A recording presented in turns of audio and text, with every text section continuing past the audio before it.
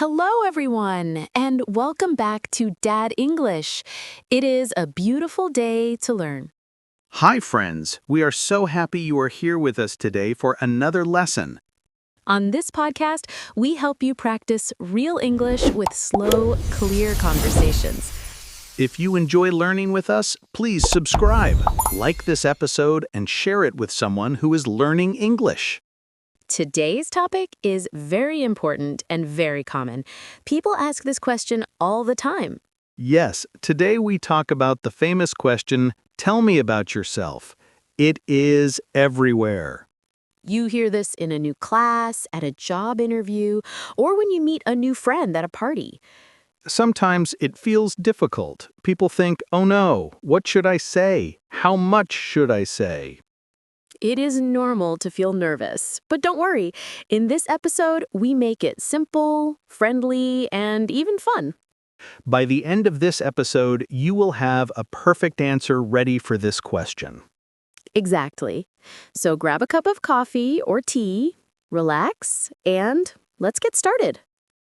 Let's dive into the first part, your name and where you are from. Grace, let's give our listeners an example. Can you start by telling me about yourself? Sure, I'll start slowly. My name is Grace. That is the easiest part. Nice to meet you, Grace. My name is Antony. Always start with a smile and your name. Now, the next part is usually, where are you from? Antony, where are you from? I am from Brazil. I grew up in a small town near the ocean. It was very sunny there. That sounds beautiful. I am from Turkey. I grew up in a big, busy city with a lot of traffic and noise. Listeners, notice that we said, "I am from," followed by the country. Yes. You can also say, I was born in, or I grew up in, to give more detail. For example, I was born in Brazil, but I grew up in the United States. That is a great structure. It tells a short story about your past immediately. So listeners, keep it simple. My name is, and I am from. You can also add a tiny detail, like a small town or a big city, to make it more interesting. Exactly. Giving one small detail helps the other person ask you more questions. Next, people often ask, "Where do you live now?" This might be different from where you were born. Right. You might be from Japan, but you live in London now. Antony, where do you live now? Now, I live in Berlin, in Germany. I live in a quiet apartment near a big park. That sounds lovely. I live in a small house outside the city. There is a little garden with flowers and 2 small trees. So you can say phrases like, "I live in a house," or "I live in an apartment." You can also describe the location. For example, I live in the countryside, or I live in the center of the city. Or use the word suburbs. That means the quiet area just outside of a big city. Yes, I live in the suburbs. It is a very useful word for English learners. You don't need many words here. One short sentence is enough to set the scene. Try to use an adjective too. Is your city loud? Is your neighborhood quiet? Is it modern? I would say my neighborhood is quiet and green. What about yours, Grace? Mine is peaceful, but sometimes a little boring. See, being honest makes the conversation fun. Okay, the next common question is, how old are you? Some people feel shy about this. Yes, in some cultures it is rude to ask, but in others it is okay. I am 35 years old. And I am 31 years old. If you don't want to say your exact age, that is okay too. You can say, "I am in my early 30s," or "I am in my late 20s. Then people want to know, what do you do? That means your job or your studies. Right. I am a software developer. I write code for a small technology company. And I am an online English tutor and content creator. I make videos and podcasts to help people like you. When you answer, try to say your title, but also one thing you actually do. Yes, don't just say, I am a nurse. Say, I am a nurse. I help sick people at the city hospital. Or if you are a student, I study engineering because I like building things. Giving a reason why makes your answer much better and more memorable. If you don't work right now, you can say, I am looking for a job, or I am at home with my children. Both of those are perfect answers. Be proud of whatever you do. Now let's talk about family. People love to ask, do you have brothers or sisters? That's true. It is very common small talk. Grace, do you have any brothers or sisters? Yes, I do. I have 2 younger sisters. They both go to high school, so they are still teenagers. I have one older brother. He lives in Canada now, so we talk online a lot. You can say, I have 1 brother, I have 2 sisters, or I come from a big family. Or you can say, I am an only child, which means you have no brothers or sisters. Don't forget about pets. In English-speaking countries, people love talking about pets. Oh yes, I have a golden retriever dog named Max. He is very energetic. I have a lazy cat named Luna. She sleeps on the sofa all day long. Mentioning a pet is a great way to make friends. People love seeing photos of dogs and cats. So include your family and your pets in your introduction if you want to be friendly. What about your parents, Grace? What do they do? My mother works in a bank, and my father is a bus driver. They both work very hard. My mother is a nurse in a hospital, and my father is retired. He used to be a mechanic. Now let's talk about one of my favorite parts, hobbies. This is the fun part. Yes. When someone says, tell me about yourself, you can add something like, I like, or in my free time, I... That's right, it shows your personality. So Grace, what do you like to do in your free time? I like reading mystery books and cooking new recipes. Cooking helps me relax after work. Sounds delicious. I like playing the guitar and going for long walks in nature. Listeners, you can try saying, I like watching movies, I like playing football, or I enjoy gardening. You can also use the phrase hanging out. For example, I like hanging out with my friends. That is a very natural phrase. It means spending time together doing nothing special. Try not to list too many hobbies.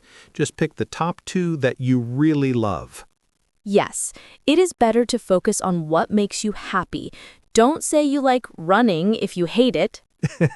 Exactly. Be honest. If you like sleeping, say you like sleeping. Hobbies help you find common interests with new people. Maybe the other person plays guitar too, and now you can play together.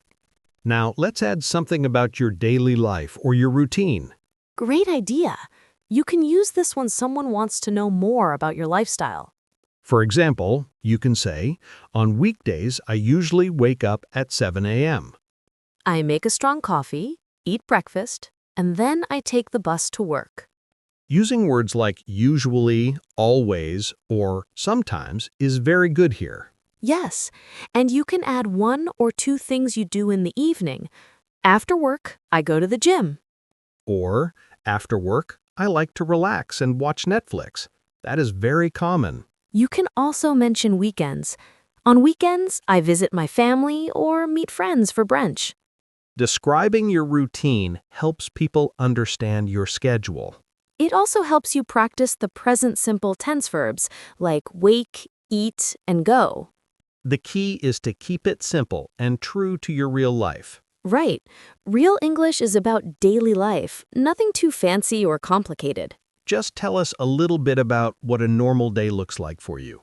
Another nice way to introduce yourself is to describe your personality.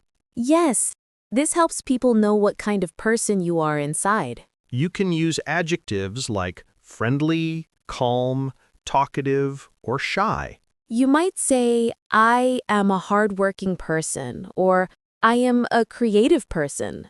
Grace, if you had to choose 2 words, how would you describe yourself? I I think I'm friendly and creative. I like meeting people and trying new things. I agree with that. And for me, I would say I'm patient and organized. Organized is a great word. It means you like things to be tidy and planned.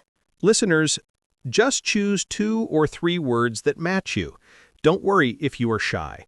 Being shy is okay. You can say, I am a little quiet at first, but I am very friendly. And if you don't know what words to use, ask your friends how they see you. That's a fun idea. Ask them, how would you describe me in English? It builds your vocabulary and it helps with your self-confidence too. Now, let's talk about dreams or future goals. This is the inspiring part. Yes, this part helps people understand what you care about and where you are going. You can say something simple like, in the future, I want to travel to Europe. Or maybe a career goal. I hope to start my own business one day. Many of you are learning English for a goal. You can share that. Yes, say, I'm studying English because I want to get a better job. Or, I am learning English because I want to travel the world without fear. Exactly. My dream is to create a small language school with fun lessons for kids. That is a wonderful dream. I want to travel more and maybe write a book about coding. Dreams make your answer shine. They make your eyes light up when you speak. Yes, they show what kind of person you are. Curious, motivated, and hopeful. Even if your English is not perfect, talking about your dreams connects you with people. So don't be afraid to share one big wish you have for the future. Okay, let's review what we learned today. We covered a lot of information. We practice talking about your name, country, age, job, family, hobbies, routine, personality, and dreams. That is a long list, but you do not need to say everything every time. Exactly. You can mix these ideas to make your own tell me about yourself answer. Think of these parts like building blocks. You can pick 3 or 4 blocks to build your answer. Here is a rhythm you can try. Past, present, and future. Oh, I like that. Can you explain that structure, Grace? Sure. First, the past. Where are you from? Second, the present. What is your job now? And third, the future. What is your goal or hobby? Yes. Past, present, future. It keeps your story organized and easy to follow. It stops you from rambling or talking for too long. So pick the pieces that are most interesting to you and put them in order. Let's give our listeners 2 examples, one formal and one casual. Okay, let's start with the formal one. Imagine we are at a job interview. Good morning, Grace. Please tell me a little about yourself. Good morning. My name is Grace. I am from Turkey, but I currently live in the city center. I am an experienced English tutor who loves helping students learn. I am a hardworking and organized person. In the future, I hope to open my own school. That was excellent. Clear, professional, and focused on work and skills. Now, let's do a casual one. Imagine we are at a barbecue party. Hey, I'm Antony. I don't think we've met. Tell me about yourself. Hi, Antony. I'm Grace. I'm originally from Turkey. I work as an online tutor, which is fun. When I'm not working, I love cooking and hanging out with my cat. How about you? See the difference? The second one was more relaxed and mentioned hobbies. Yes. In a job interview, talk about skills. At a party, talk about hobbies. Adapting your answer to the situation is a high-level skill, but you can do it. Now it's your turn. We want you to be active learners today. Please pause this episode right now. Yes, press the pause button. Stand in front of a mirror if you can. Look at yourself and smile. Try to say your introduction out loud. Use the past, present, future structure. Don't worry if you make mistakes. No one is listening but you. If you are brave, record yourself on your phone. Then listen to it. Listening to your own voice is strange, but it helps you hear your pronunciation. Check. Did you speak clearly? Did you sound friendly? If you're not happy, try again. Practice makes everything easier. You can also write your answer down in a notebook before you speak. Writing helps you organize your thoughts so you feel more ready. Do this challenge 3 times this week, and you will see big improvement. Before we finish, we want to say a big thank you to our wonderful listeners. Yes, we love reading your comments and emails. It makes our day. We heard from Anna in Mexico, who said she practices with Dad English every morning while making breakfast. That is amazing. Thank you, Anna. Keeping a routine is the secret to success. We also got a message from Kenji in Japan. He used our tips for his job interview. Wow! Good job, Kenji. We are so proud of you. Everyone, please send us a message. Tell us your name and where you listen from. And here is a question for the comments. What is your favorite hobby? Is it cooking, reading, football?